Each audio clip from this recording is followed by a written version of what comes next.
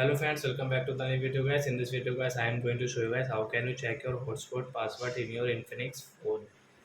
As you want to check your hotspot password in your Infinix phone, so guys you can check it. And guys, now let's see how to check hotspot password in our Infinix phone. In this video guys, I am going to show you friends how can you check your hotspot password. So guys, now let's see how to check hotspot password in our Infinix phone. In this video guys, I will show you. So first of all guys, open your phone setting to check your hotspot password.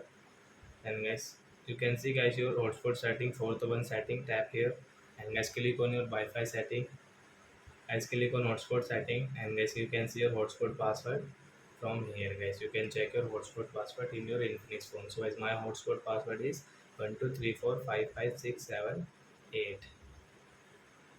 Guys, you want to change, guys, so guys you can change also from here.